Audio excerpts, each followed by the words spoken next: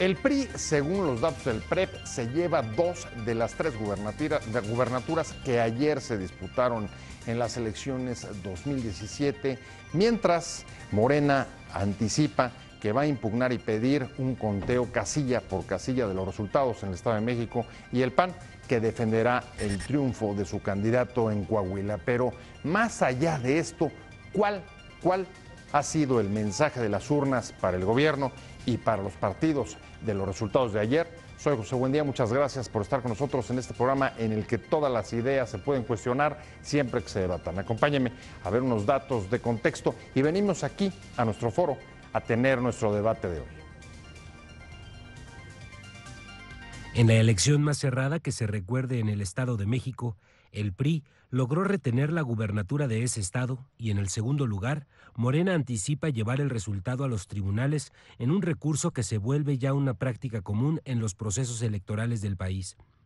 El Instituto Electoral del Estado de México dio como ganadora a Alfredo del Mazo con un conteo rápido sobre la aspirante de Morena, Delfina Gómez, con el 98% escrutado de forma preliminar. Del Mazo aventajaba por la mínima a Gómez, 33.31% contra 31.02%. En cuanto a las otras 2 gubernaturas en disputa, en Coahuila, el PREP da la ventaja al candidato del PRI, Miguel Ángel Riquelme, y en Nayarit a Echavarría, de la coalición PAN-PRD, mientras que en las municipales de Veracruz también obtiene la mayoría la alianza opositora que llevó el año pasado a Miguel Ángel Yunes al poder. Las elecciones 2017, particularmente en Estado de México, han sido señaladas como muy sucias por la incidencia de viejas prácticas como la compra y coacción del voto, así como la utilización de recursos públicos, al punto que los perdedores han coincidido en denunciar una elección de Estado. Los señalamientos también estuvieron presentes en los procesos de Nayarit y Coahuila. La movilización de las maquinarias partidistas y el voto clientelar se señalan como claves para entender el resultado de la contienda, especialmente en el Estado de México, y a pesar del malestar social que reflejaron las encuestas sobre las preferencias antes de las urnas. Contrario a las expectativas, el PRI conseguiría de confirmarse los resultados 2 de las 3 gubernaturas en juego y con ello un balón de oxígeno hacia los comicios presidenciales del próximo año, en el que las encuestas lo habían incluso puesto hasta en un tercer lugar, abajo del PAN y de Morena, sobre todo porque mantuvo uno de sus principales feudos y que representa el padrón más grande del país. ¿Cuáles son los mensajes de las urnas? ¿Qué elecciones dejan las elecciones? Posiciones. 1. Alfredo del Mazo reconoció el trabajo de las instituciones electorales y confió en que el resultado sea respetado. Les tenemos plena confianza y respeto a las instituciones de que este resultado será respetado y trabajado por el bien del Estado de México, expresó. 2. El líder de Morena, Andrés Manuel López Obrador, dijo que no vamos a aceptar ningún fraude electoral. Lo que ha hecho el INE es una farsa, una vil simulación. No vamos a claudicar. 3. El presidente del PRI, Enrique Ochoa, declaró que ganamos el Estado de México con Alfredo del Mazo con una campaña propositiva y pusimos en su lugar a Andrés Manuel López Obrador, que es claramente una amenaza con una propuesta autoritaria vinculada a la revolución bolivariana, y México no quiere un gobierno igual al de Nicolás Maduro, afirmó.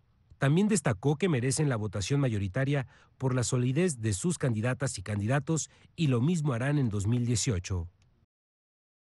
Arrancamos con opiniones encontradas. Como les decía en la introducción, ayer se celebraron elecciones estatales en 3 entidades de la República y municipales en Veracruz. De ellas, según los datos del PREP, prácticamente contado todo, el PRI se llevó 2 de las 3. En el caso del Estado de México y de Coahuila tiene una ligera ventaja respecto de su competidor. En el caso de Coahuila, del PAN; en el caso de Edomex, de Morena. Morena ha dicho que va a impugnar las elecciones en el Estado de México y que pedirá un recuento casilla por casilla, mientras en Coahuila el PAN dice que va a pelear también en tribunales la elección de gobernador. Mientras, en el caso de Nayarit, ha ganado la alianza que encabezan el PAN y el PRD. Vamos a analizar sobre todo los mensajes de las urnas, qué es lo que dejan más allá del triunfo puntual de uno u otro. Y por eso me da mucho gusto que esté con nosotros Juan Ignacio Zavala. Juan, gracias por venir. Buenas noches. Un placer verte de nuevo después de, después de la jornada de ayer. Víctor Alargón, profesor investigador de la UAM, especialista en asuntos electorales. Muchas gracias, como siempre, Víctor. Pepe, un gusto estar aquí en tu programa. Si quieren, empecemos por lo general. ¿Qué crees que le dijo al gobierno y a los partidos el resultado de la elección, Juan?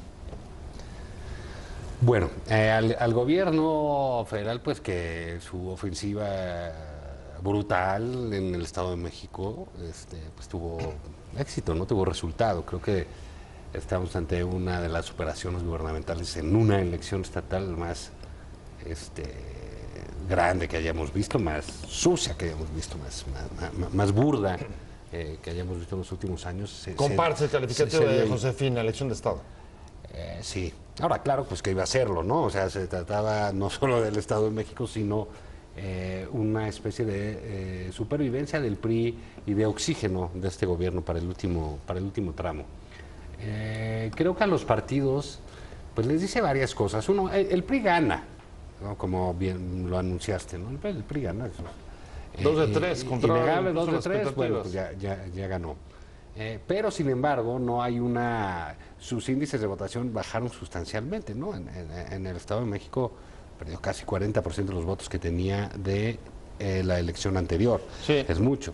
Si tú, digamos, no es cierto porque no hay que hacer ese análisis de pensar que lo que se quedó en el Estado de México así se va a votar en el 2018, eso es absolutamente falso, ¿no? Las cosas cambian en la elección presidencial, pero si sumaras incluso la mitad de los votos de la oposición, el del anti-PRI, pues el Estado de México es algo que seguramente va a perder en la elección presidencial el PRI y no es cualquier cosa. A Morena, o sea, si hubieran ido en alianza habrían perdido. Puede ser, no sé, dependiendo el candidato, esas son cosas, no necesariamente opera todo. Sumando cosas que no sabes cómo van a funcionar, papel. Exactamente, ¿no? En el caso de Morena, bueno, yo a Morena creo que Delfina, en mi opinión, fue la mejor candidata que hubo. Creo que fue una candidata fresca, distinta, sencilla, con digamos, una gente de comunidad, de trabajo en comunidad que llega. Se identifica con el electorado. Se identifica con el electorado magníficamente y creo que ahí pues quien echó a perder todo pues fue López Obrador, que sin lugar a dudas es un gran resultado el que han tenido, ¿no? Como votación, pero este afán de presencia en todos lados, todo el tiempo de Andrés Manuel, yo creo que terminó perjudicando, ¿no? Sus pleitos con el ejército, con la marina, con los periodistas, con esto, con el otro, Eva Cadena, todo, con los empresarios. Sí, con los empresarios, todo, como él hizo, Andrés Manuel hizo de la elección del Estado de México un proyecto personal sobre la validación de su candidatura presidencial y sus posibilidades de ganar. Por eso empezó empujando él solito al final y Delfina creció ya sola.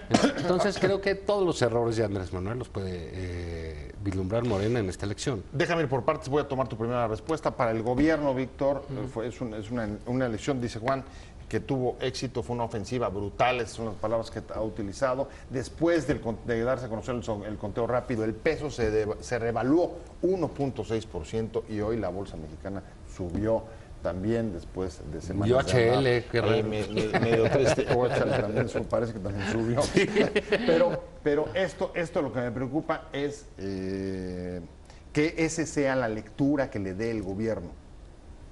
Claro. ¿Qué opinas tú? ¿Compartes la visión de Juan y compartes el temor o qué sí o qué no? Bueno, yo diría que lo primero que habría que considerar es que al margen del triunfo del PRI me deja preocupado el desempeño de la oposición. Es decir, en este caso, las fracturas internas que sufrió la izquierda, por un lado, o sea, que podían haber ganado yendo Morena y PRD juntos, o sea, los números dan para eso, como también podía haber dado el triunfo yendo PRD-PAN juntos. Es decir, de alguna manera, eso sí da una idea de que la oposición, primero, antes que preocuparnos por el PRI, hay que preocuparse por la oposición. Es decir, si es que realmente estamos vislumbrando que la oposición pudiera tener un serio chance para ganar, El PRI que ya hemos visto en números es el PRI que viene desempeñándose desde hace 5 o 6 años. Es decir, el PRI no ha crecido, el PRI ha venido bajando. Entonces, para mí, en todo caso, yo no espero más del PRI. Yo de lo que esperaría más es de la oposición para poder tener esa capacidad de confrontar en algún punto y con mejores armas una oferta agotada como la que es la que representa el PRI. Es interesante, digamos, aquí los acentos los están poniendo en dos puntos distintos. Tú lo estás poniendo en la brutal ofensiva del gobierno, mientras Víctor lo que está diciendo es más que la brutal ofensiva del gobierno, es la dispersión, la fragmentación y la responsabilidad, digamos, de la oposición de no haber tenido una estrategia clara. Mira, yo me quedé hasta Morena. Sí. Me faltó el PAN y el PRD. Comparto pues que lo del PRI es bajar, bajar y bajar, ¿no? Creíamos que esto iba a perder el Estado de México y Coahuila sobre todo, ¿no? Después de eso parece ser que hay estados que no tienen remedio o un sistema que no tiene remedio. Creo que en el caso del PAN el fracaso es gigantesco en el Estado de México. Es quizás posible que quede por abajo en porcentajes de lo que obtuvo Luis Felipe Bravo Mena, que fue un candidato de emergencia hace 6 años, ¿no? Y ahí coincidirías, el responsable es Anaya, no es el PRI. Mira, son las dos cosas, porque la dirigencia designó ahí a Josefina, se hablan de negociaciones, sí o no. Tampoco tenía mucho a dónde hacerse el PAN, eso hay que decirlo. Josefina era la más conocida, pero creo que Josefina ha quedado clarísimo, y se veía, es una mala candidata. Realmente no la quieren ni de administradora de un grupo de WhatsApp, ¿no? Ya no da absolutamente nada. Una campaña que empieza en primer lugar y termina en cuarto lugar es un fracaso por donde lo quieras ver, ¿no? Entonces, más allá de lo que suceda en términos legales en Coahuila, etcétera, en la gran joya de la corona, que es el Estado de México, quedaste en cuarto lugar, ¿no? Y te ganó un partido, te aplastó un partido que tiene 3 años. A ver, con un gran líder, ¿no? Que es Morena. ¿De dónde viene la parte de las alianzas? Ahí voy, porque el PRD, yo no entiendo el PRD que está contento. O sea, quedaron en un tercer lugar y haz de cuenta que hicieron una fiesta gigante como si hubieran ganado la Champions o yo qué sé. Y dices, oye, espérate, traes 18%, lo mismo que hace 6 años. Digo, Juan Cepeda hizo una buena campaña para sacar al PRD de la catacumba y hacerlo. Entonces, la oposición realmente está en problemas. O sea, tienen un candidato bueno como fue Juan Cepeda, que fue el que entró más tarde a la campaña. Sí. Después de él, la que entró más tarde fue Josefina Vázquez Mota. Entonces, digamos, creo que el que ganó ahí es alguien que ha sabido jugar con un factor fundamental en las campañas y en las elecciones, que es el tiempo. Porque Andrés Manuel designó a Delfina hace un año, digo, poco menos de un año. El tiempo y las estrategias, porque entonces me quedaría preguntarte por el PRD. El PRD y Morena, entre ellos se boicotearon y la fractura de la izquierda es la que permitió, digamos, el triunfo finalmente del PRI. Bueno, desde luego está una discusión programática. A unos de esquiroles y los otros de soberbios. Digamos, que eso es lo, insisto, eso es lo que me parecería la parte más pobre del asunto. Es decir, que si la izquierda, teniendo las posibilidades que tuvo, y aún con el pragmatismo de última hora del Partido del Trabajo que se subió al carro de Morena, pues en ese sentido pues nos da una idea de que esto está fragmentado a un nivel de personalismos, a un nivel, digamos, de valoraciones de otro tipo, y no se está viendo realmente una discusión programática que evidentemente no solo en la izquierda sino en general en todos los partidos políticos está ausente. Es decir, que en un determinado momento no se vean los beneficios efectivamente de buscar las alianzas PAN-PRD, donde podía haberse visto y se vio con ese arranque inicial de Josefina. Ese 20% es el 20% que potencialmente hubiera aportado el PRD, más o menos, si se hubiera armado la alianza PAN-PRD. O sea, es decir, no es que festejen más o festejen menos, sino simplemente están midiendo lo que traían y lo que sabían que traían, por ejemplo, estas estructuras como ADN, como, ¿no? Entonces, y al mismo tiempo, también un poco el fuego amigo interno del PAN. O sea, José Luis Durán Reveles, Ulises Ramírez, que dónde están esos votos, ¿no? O sea, y esos se fueron muchos al PRI. ¿no? Otros votantes se fueron precisamente con Morena, es decir, de la izquierda misma, es decir, el pragmatismo, que en todo caso lo que estamos viendo es competencias de acarreo contra acarreo, gana la mejor estructura del acarreo, eso es de lo que se va a componer estas campañas electorales. Acarreo lo han hecho todos, claro, pero en este caso la fragmentación del voto de la propia oposición, la dispersión de la oposición jugó a favor. O sea, yo diría, te lo pondría sintético, Pepe, o sea, yo diría, pierde la oposición en cualquiera de sus versiones porque obviamente no sabe acarrear. Ahora voy a ser dramático en esto, pero eso es el estilo de las campañas mexicanas de 5 años para acá.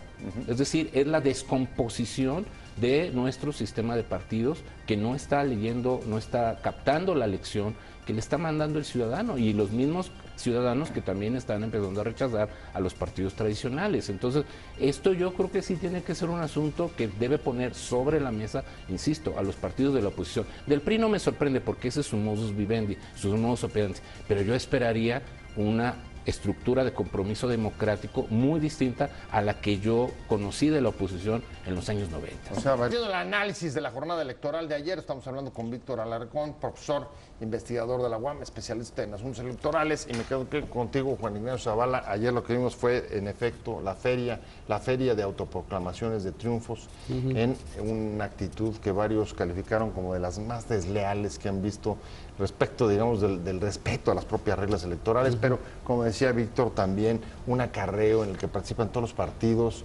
y finalmente el guión, pues ya más o menos sabido de si pierdes, impugna a ver qué sacas en los tribunales. ¿Sí sientes que hay una involución o esto es un poco a lo que tendríamos que acostumbrarnos de aquí al 18 y más o menos ir navegando entre las guerras de lodo y las denuncias de fraude? Yo creo que es lo que hay. Y con eso vamos a tener que jalar un rato. Creo que hay cosas que hay que saludar, ¿no? Una de ellas para mí es tenemos jornadas electorales sin mayores problemas, ¿no? Creo que eso... Ayer no hubo mayores incidencias. Nada, cero. Y estamos hablando de campañas muy duras, muy competidas, que con unos, digamos, campañas así, pues auguran resultados tan parejos como los que vimos, ¿no? Entonces creo que eso de la jornada electoral es una buena noticia, ¿no? Otra buena noticia en el caso concreto del Estado de México es la eficiencia y la eficacia del conteo rápido, ¿no? Digo, lamentablemente al otro lado es increíble que periodistas y medios no entiendan la diferencia entre el conteo rápido y el PREP. Pero da claridad, dices, la autoridad da absolutamente sale claridad. Y da certeza. Ayer fue clarísimo, ¿no? Es comprensible que el PEG, que nunca ha entendido esas cosas, digan que no, etcétera, pero salió y dio certidumbre y así va a quedar. Entonces, son cosas que vemos que funcionan, ¿no? Ahora, es una jornada limpia con un proceso sucio. No, como lo mencionaban, con acarreos, cosas de absolutamente todos los partidos.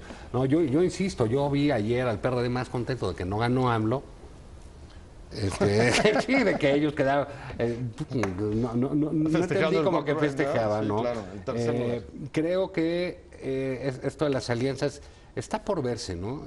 No veo... Si no se pusieron de acuerdo, por ejemplo, PAN y PRD en esta ocasión para enero, no se pusieron de acuerdo ni en Coahuila, mano. En Coahuila trae 12 y tantos por la candidata del PRD. Pero sí en Nayarit. Sí en Nayarit, que realmente ahí no es que gane el PAN o el PRD, gana el hijo de cacique, o sea, que ya fue gobernador ahí. Esa es una dinámica distinta. Entonces yo sí creo... fíjate, anuncia Ricardo Anaya 2 semanas antes, que de pasada le dio sepultura a la campaña de Josefina, por adelantado, una posibilidad de explorar alianza con el PRD. Ayer Alejandra Barrales decía la alianza de las izquierdas. Sí, eso cambió. O sea, no, por supuesto. Quizá ese es la primera consecuencia de las urnas. Ese es un tema de ahorita, que las alianzas y que se hubieran ganado, que si lo hubieran hecho, que si lo hubieran dicho. Espérate, para la presidencial es como eso del dominó, se hace sopa nueva, se reparte distinto, y se come aparte, ¿eh? Nada va a quedar igual. Morena no va a obtener ese número de votos. La cantidad de votos que obtuvo y porcentaje de votos que obtuvo Morena en las elecciones pasadas en Veracruz no se reflejó en las municipales de este año, un año después. No, bueno, entonces hay otra no queda vez todo. una alianza, la alianza PAN-PRD bajo en el gobierno. Exacto, pero digamos, todo tiene que ver con distintos escenarios. Yo no veo que eso sea algo viable. Repetible. Creo que el PRD no tendrá ningún problema para designar candidato porque pues más bien va a vender esa parte. Es claro que los de Morena ya tienen su asunto. El PRI verá con un poco de mayor entusiasmo o de mayor oxígeno su candidatura presidencial y el PAN tendrá que resolver cómo le hace para no entrar en problemas en el proceso de su candidatura. Creo que algo más que debíamos destacar de ayer es que las encuestas sí funcionaron. Esta vez sí le Hubo dieron. encuestas que fueron muy exactas.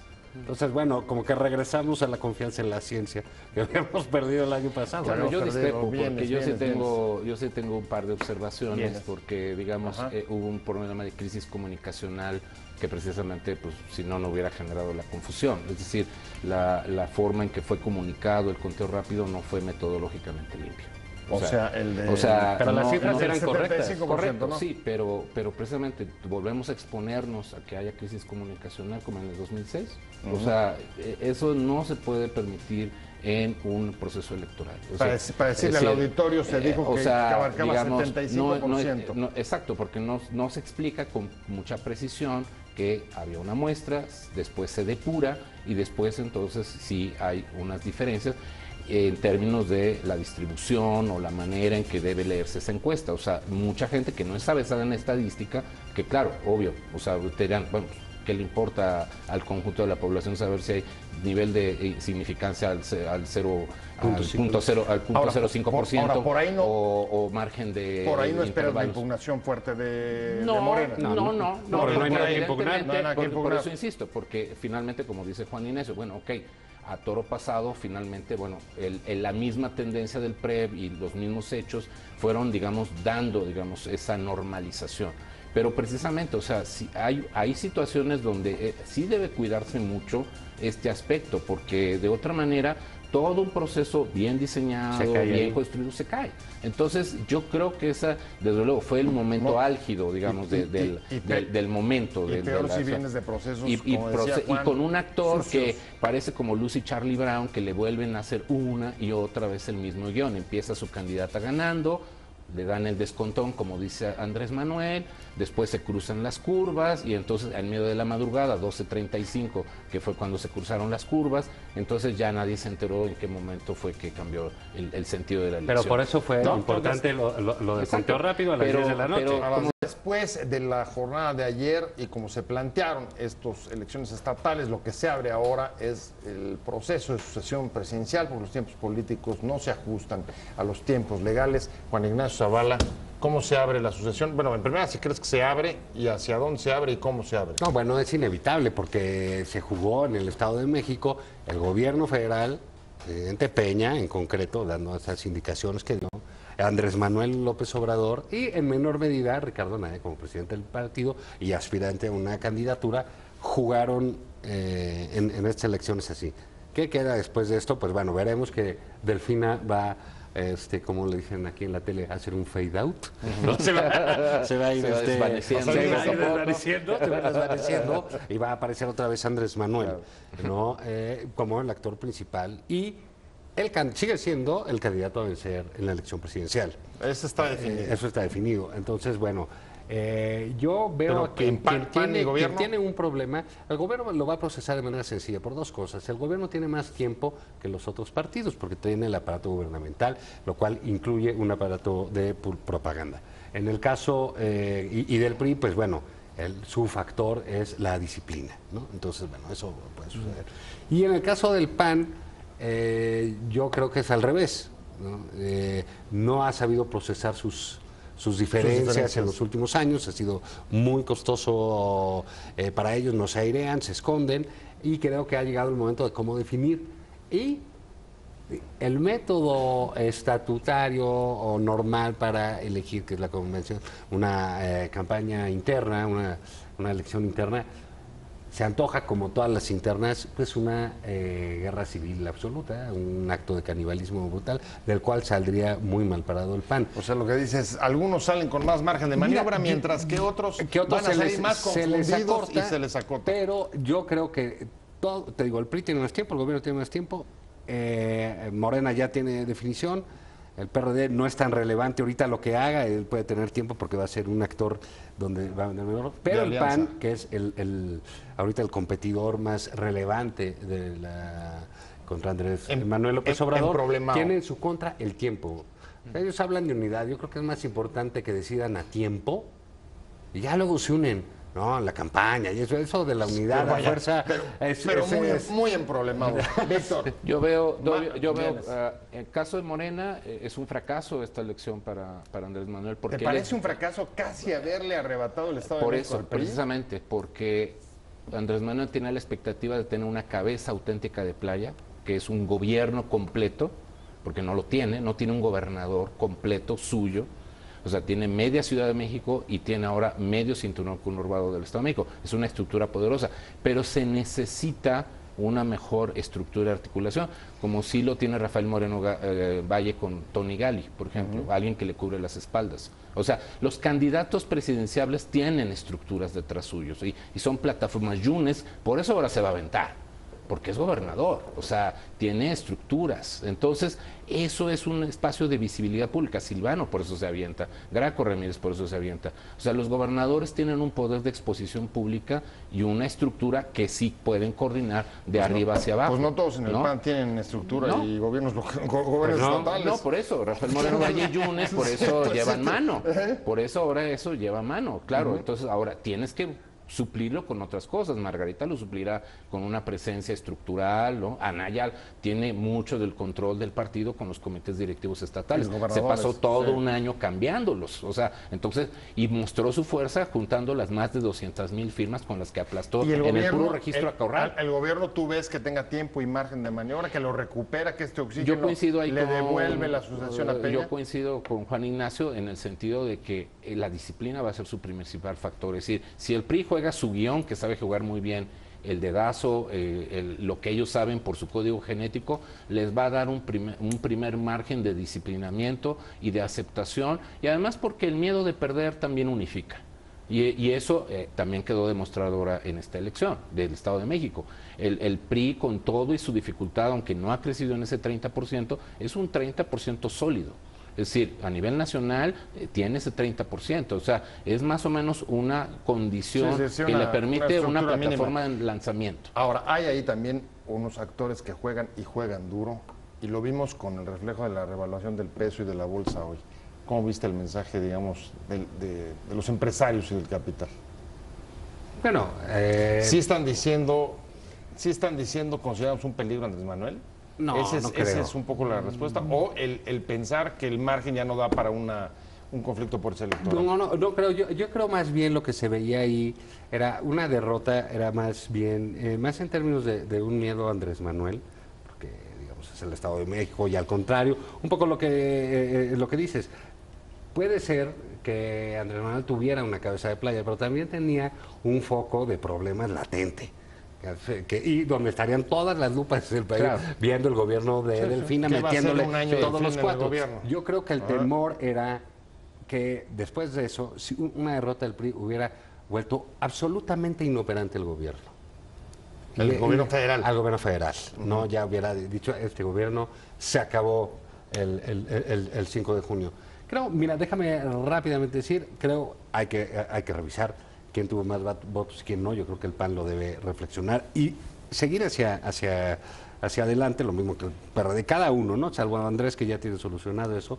Sí hay una parte de fracaso, porque esos votos se van a diluir.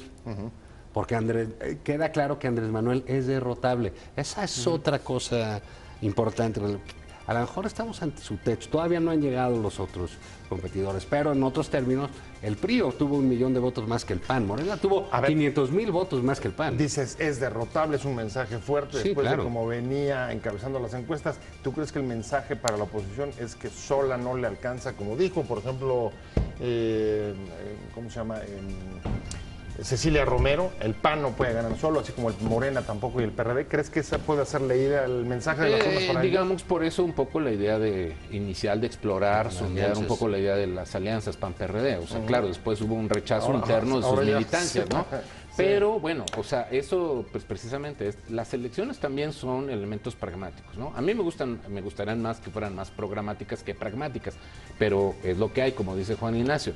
Ahora, lo que sí es muy importante en este proceso de elección es decir, todo este peso cae en el rango de los partidos. A las autoridades electorales no les vas a poder pedir más controles ni más eficacia, porque también es lo que hay y eso es lo que también le concedieron los partidos a eso. Ahora, dentro de esos márgenes, yo diría que la exploración que puedan hacer los partidos de aquí a un año, en donde también habría que tomar y incorporar actores que van a tener un cierto peso, como Alfaro del Movimiento Ciudadano en la zona occidente y algunos otros actores regionales, porque eso creo que también Juan Ignacio destaca eso, creo que sería interesante empezar a visualizar que no hay elecciones nacionales, sino son elecciones que se construyen primero con liderazgos regionales y que van a culminar en cambios nacionales. Muchas gracias, Víctor Halcón, se me fue el tiempo. No te preocupes. Muchas gracias, Juan Ignacio Zavala, pero sobre todo gracias a usted por haber estado con nosotros en Opiniones Encontradas. Nos vemos aquí.